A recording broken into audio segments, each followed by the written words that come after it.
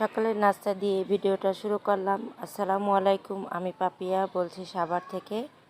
পাপিয়া পিয়া ব্লগে সবাইকে ওয়েলকাম করছি। যে যেখান থেকেই আমার ভিডিওটা দেখছেন, আশা করি সবাই ভালো আছেন এবং সুস্থ আছেন। আল্লাহর অশেষ রহমতে আমরাও বেশ ভালো আছি এবং সুস্থ আছি। আশা করি আজকে ভিডিওটাও ভালো লাগবে। যদি ভালো লাগে প্লিজ একটা লাইক দিয়ে শেষ পর্যন্ত সাথেই থাকবেন। আপনি যদি আমার চ্যানেলে নতুন ভিজিট করে থাকেন, ভিডিও দেখার পরে কোথাও কোনো অংশ যদি একটুও ভালো লাগে, পরবর্তীতে দেখার ইচ্ছে থাকে, চাইলে আমার চ্যানেলটি সাবস্ক্রাইব করে আমার পাশেই থেকে যেতে পারেন। আর পাশে থাকা বেল আইকনটি বাজিয়ে দিবেন। আর এই কাজটা যদি আগে থেকেই করে থাকেন, আপনাকে অসংখ্য ধন্যবাদ। তো সকাল সকাল এই যে নাস্তা খেয়ে নিয়েছি আমি, আর কি রং চা দিয়ে পরোটা খেয়েছি।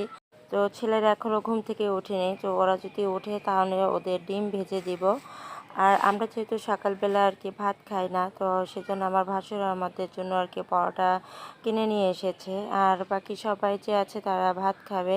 তো আমি এই যে এখন নাস্তা করার পরে যেগুলো ছিল সেগুলো ধুয়ে নিচ্ছি। তো জানি না আজকে ভিডিওটা আপনাদের কাছে কেমন লাগবে, কারণ এতদিন দেখেছেন এক পরিবেশের ভিডিও। তো এখন যেহেতু আমি বাড়িতে এসেছি, তো বাড়িতে যাই করি না কেন, তো সেটাই আপনাদের সাথে শেয়ার করব। হয়তো আপনাদের কাছে একটু অন্যরকম লাগতে পারে, কারণ আসলে গ্রামের বাড়িতে ভিডিও করি, তো সেখানে কিন্তু পরিবেশটা একটু ভিন্ন। তাই হয়তো ভিডিওটা একটু আপনাদের কাছে অন্যরকম লাগতে পারে। যাই হোক, তারপরও আমি যাই করি না কেন আপনাদের সাথে সব শেয়ার করার চেষ্টা করব।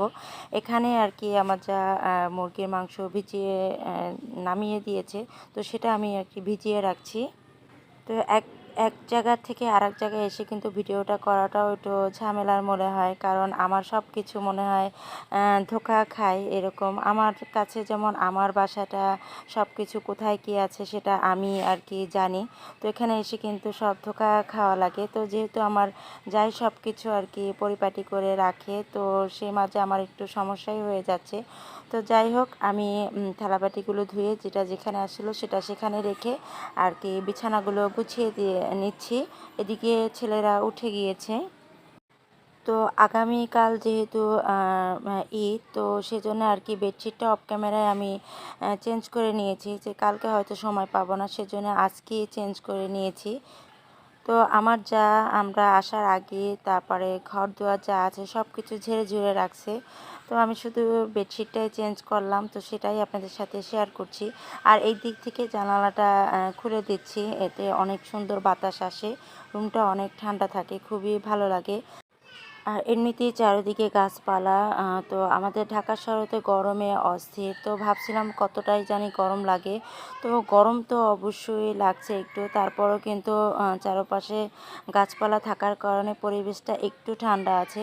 তো যাই হোক, এখানে আমার শাশুড়ি মা আর কি নামাজ পড়ে, আমার ভাসুরে, তো জায়নামাজটা এখান থেকে আর কি না সরিয়ে আমি পাশে ভাঁজ করে রেখেছি, কারণ তাদের যেন খুঁজতে না হয়। আমার বাসা হলে তো আমি অন্য জায়গায় সরিয়ে রাখতাম। তো যাই হোক, এটাও আমার বাসা, কিন্তু আমার মতো করে আমি সাজাতে পারছি না। তো দেখতেই পাচ্ছেন এখন কিন্তু সকাল 8:30 বাজে, মনে হচ্ছে যেন কত বেলা হয়ে গিয়েছে। তো এই দিকে আর কি আমার রুমটা, আমিও যে রুমে শুয়েছিলাম, তো সেখানেও কিন্তু আর কি বেডশিটটা চেঞ্জ করে নিলাম। তো যাই হোক, অল্প অল্প করে আপনাদের সাথে শেয়ার করছি। তো ওভাবে আর কি কোনো কিছুই ভিডিও করতে পারছি না। যাক, আপনারা আমার ব্যাপারটা অবশ্যই বুঝতে পারবেন। তো দেখতেই পেলেন বেডশিটটা চেঞ্জ করার পরে ঘরের লুকটাই কিন্তু চেঞ্জ হয়ে গেছে, খুব সুন্দর লাগছে। আর একদম টকটকা একটা বেডশিট নামিয়ে দিয়েছে আমার শাশুড়ি, তো সেটাই আর কি বিছিয়ে নিলাম। আর এদিকে আমি আলনায় আর কি কাপড় চোপড়গুলো সব গুছিয়ে জানলাটা খুলে দিয়েছি। আর সব শেষে আমি আর কি ঘরটা ঝাড়ু দিয়ে নিয়েছি। তো আর কি বেড গুছিয়েছি কিন্তু 4টা, তো সবটা আপনাদের সাথে শেয়ার করে নিয়ে বাকি দুটো যে আমি অফ ক্যামেরায় আর কি গুছিয়ে নিয়েছি। তো আসলে বাসাটা যেহেতু অনেক বড়, ঝাড়ু দিতেও কিন্তু অনেক সময় লাগে। তো মানে এতক্ষণ ঝাড়ু দেওয়া আপনাদের কাছেও বিরক্ত লাগবে, তাই অল্পতেই আর কি সেরে নিচ্ছে। আর এইদিকে আমার বাবার সোনাটার অবস্থা দেখতেই পাচ্ছেন, একদম গ্রামের পরিবেশের সাথে দেখেন কি অবস্থা। মানে ওকে কি বলবো। তো বাসার সামনে এরকম আমার ভাসুরের 2টা গাছ লাগিয়েছে, আর মাশাল্লাহ দেখেন কত ফুল ফুটে আছে। তো দুই সাইডে একই রকম গাছ লাগিয়েছে। তো দুটোটা গাছই কিন্তু ফুল ফুটে আছে। তো দেখতে পাচ্ছেন এই সাইডের গাছটাতেও আর কি অনেক সুন্দর সাদা সাদা ফুল ফুটে আছে। আর নাফিজের মনটা খারাপ, তার বাবা কেন এখনও আসছে না। তো সে কিন্তু আর কি আজকে চলে আসবে। তো ঘরটা ঝাড়ু দেওয়ার পরে আমি আর কি রান্নাঘরে চলে এসেছি। তো রান্নাঘরে আর কি আমার তো রান্না করা করব না করে আমার যা তো মানে বর্ষার সিজন যেহেতু বাহিরে যা যদি রান্না করতো তাহলে আমি পাশে বসতে পারতাম। আর এখন বর্ষার সিজনে দেখে চারপাশে আর কি খড়ি যেহেতু রাখা, এখানে একজনের বেশি আর দুজন বসতে পারবে না, সেজন্য আর কি অল্প অল্প একটু যাই রান্না করেছি আপনাদের সাথে শেয়ার করলাম। তো রান্না বান্না কিন্তু আমার যাই করে, আমাকে আর করতে হয় না। আমার যা বলে যে 2 দিনের জন্য বেড়াতে আসেন, আপনার কোনো কাজই করতে হবে না। তো তারপরেও নিজের কাছে খুবই খারাপ লাগে। তো যতটুকু পারি তাকে আর কি একটু হেল্প করি। তো এদিকে দুপুরে রান্নাবান্নাও কিন্তু শেষ। তো এখন আর কি ভাত বেড়ে দিচ্ছি সবাইকে। তো আজকে রান্না করেছি মুরগির মাংস আর করলা ভাজি আর ডাল। তো মাংস দিয়ে ভাত খেতে কিন্তু বাচ্চারা একদমই ঝামেলা করবে না, কারণ মাছ হলে আমার 2 ছেলে একদম অনেক ঝামেলা করে, ওরা খেতেই চায় না। সেজন্য আর কি ওর দাদু বলছে যে মুরগি রান্না করে দাও। তো এটা হচ্ছে আর কি বাজার নিয়ে এসেছিল, তো আর কি ঈদ উপলক্ষে যা যা প্রয়োজনীয় ছিল তো নিয়ে এসেছে। তো এখানে আমি আর কি সেগুলো গুছিয়ে এনেছি আমি আর আমার যা মিলে।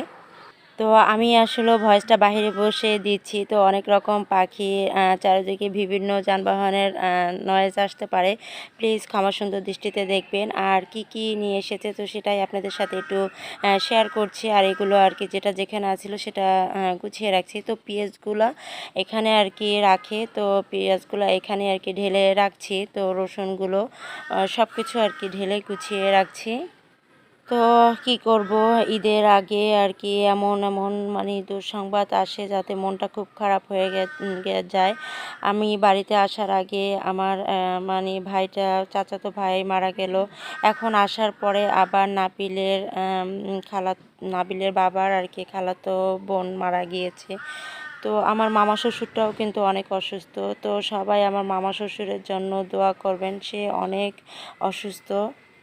তো আমি আসার পথে তাকে দেখে এসেছি, তো দেখে এত খারাপ লাগছে। তো শেষ আমাদের সাথে যখন মানে ভাই যে আমার শ্বশুরবাড়িতে বেড়াতে এসেছিল, তো সেই স্মৃতিগুলো মনে পড়ে। আমার মামা শ্বশুর কিন্তু অনেক শৌখিন মানুষ, আজ কিভাবে সে একদম মানে মেডিকেলের বেডে শুয়ে আছে দেখতে মানে খুবই খারাপ লাগছে, একদম কান্না চলে এসেছে। তো সবাই দোয়া করবেন। তো এটা হচ্ছে ওরা দুপুরে খাওয়া দাওয়া করে আর কি গরুর হাটে গিয়েছে গরু কেনার জন্য। তো দেখেন আমার ছেলের অবস্থা কি, তার মানে বড় আব্বু তার বাবা এসেছে, তাদের সাথে আমার ভাসুরের ছেলে সবাই মিলে। তো এটা হচ্ছে আমার তালই, আমার ছোট জায়ের বাবা। তো সবাই মিলে আর কি গরু কিনতে এসেছে। তো সেটাই একটু আপনাদের সাথে শেয়ার করলাম। আপনাদের ভাইয়া আর কি মোবাইলটা নিয়ে গিয়েছিল, তো একটু আমার জন্য ভিডিও করে নিয়ে এসেছে। আমার ছেলে দেখেন গরমে কি অবস্থা, তো কোথাও যেতে পারে না, সেজন্য আর বাবা আর কি গরুর হাটে নিয়ে গিয়েছে যে একটু ঘুরে আসুক সর্বক্ষণই বাসায়। নাবিল তো একদম কিচ্ছু ভালো লাগতেছে না ওর। তো এই গরুটাই কিন্তু কিনেছে। তো বাচ্চাদের এই কিন্তু একটা আনন্দ। তো গত বছর কিন্তু আমি আর কি ঢাকাতে কোরবানি দিয়েছিলাম, আমার ছেলেরা গরুই দেখতে পারে না, তাদের মন অনেক খারাপ, সেজন্যই আর কি আমার বাড়িতে আসা। আর এক তো আমার শাশুড়িও আর কি অসুস্থ। তো যাই হোক এই গরুটা কিনেছে, এখন তাকে আর কি টাকা দিচ্ছে, সে গুনে নিচ্ছে। এটার ভিতরে কিন্তু অনেক একটা আনন্দ, বাচ্চাদের আনন্দ দেখি খুব ভালো লাগে। সবাইকে ঈদ মোবারক জানিয়ে আজ ভিডিওটা এ পর্যন্তই। সবার সুস্বাস্থ্য কামনা করে নেক্সট ভিডিও দেখার আমন্ত্রণ জানিয়ে আজ এখানেই বিদায় নিচ্ছি। আল্লাহ হাফেজ।